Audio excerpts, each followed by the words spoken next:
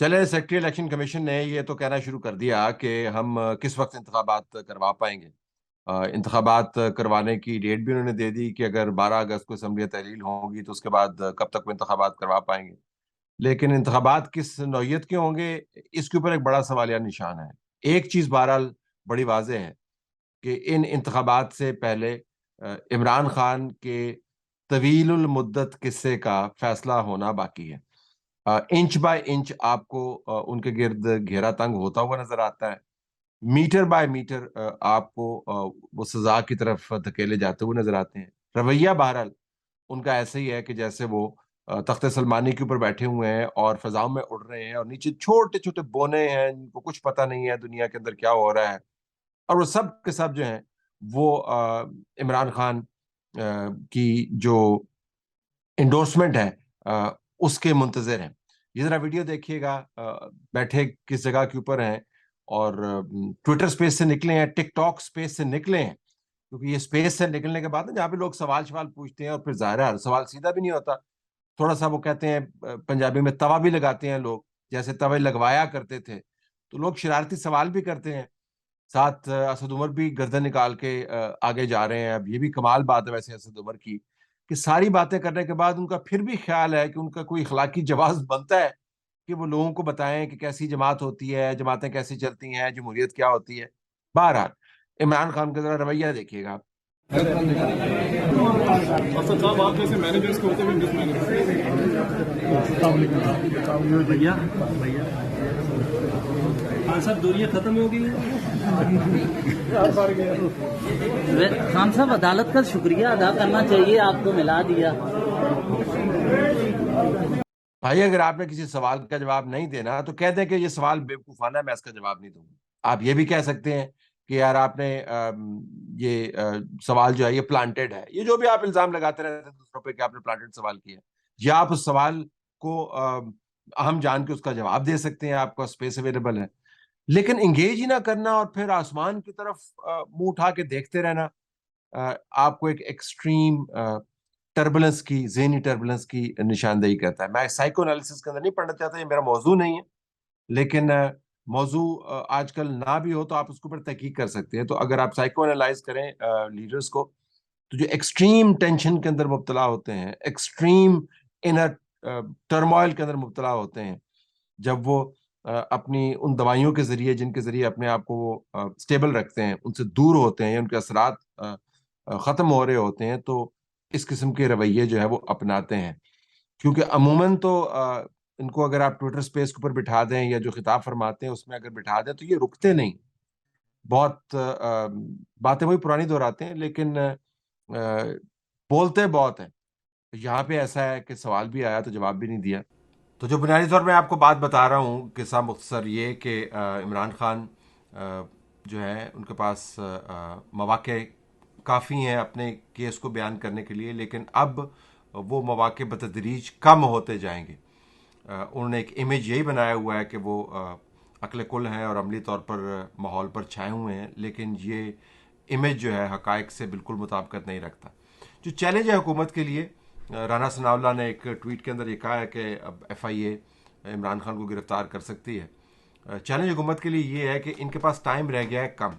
اب اس کم وقت کے اندر انہوں نے ایک ایسا پروسیجر چھوڑ کے جانا ہے جس کے اوپر بعد میں لوگ انگلیاں نہ اٹھائیں کہ جی یہ پروسیجر جو ہے نگران حکومت آگے لے کے جاتی ہے، یعنی احتساب کا اور سزا کا۔ اب ان کے پاس وقت کم ہے، تو یا تو اس تمام تحقیقات کو ایف آئی اے والی تحقیقات جو ہیں عمران خان کے خلاف، ان کو یہ ایک خاص وقت کے اندر ختم کریں، اور یا پھر یہ ہے کہ کیئر ٹیکرز کے لیے چھوڑ کے جائیں۔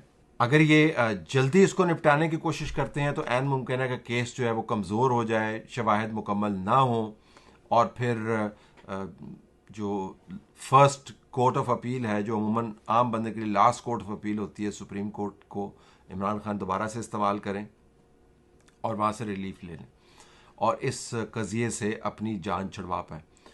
دوسرا پھر یہ ہے کہ آپ کیئر ٹیکرز کے لیے چھوڑ کے جائیں، پھر کیئر ٹیکرز کے نیچے اگر یہ معاملہ طے ہونا ہے تو پھر انتخابی عمل کے اوپر سوالیہ نشان ہوں گے۔ یہ کیسے کیئر ٹیکرز ہیں جو ایک ایکس پرائم منسٹر کے خلاف کیس کو سپروائز کر رہے ہیں اور اس کے خلاف سزا بھی دے رہے ہیں؟ تو وقت کم ہے اور کام زیادہ کرنے کو یہ حکومت کا چیلنج ہے. لیکن اگر آپ سمجھیں کہ عمران خان کا اعتماد جو ہے وہ اعتماد سر چڑھ کے بول رہا ہے اور اس اعتماد کے توسط وہ ان تمام چیلنجز پر قابو پا لیں گے، تو میں آپ کو بہت عرصے سے بتا رہا ہوں حالات اس طرف جا رہے ہیں جہاں سے یہ بچ نہیں سکتے. اور صرف معاملہ انہی کا نہیں ہوگا، جماعت کا بھی معاملہ ہوگا.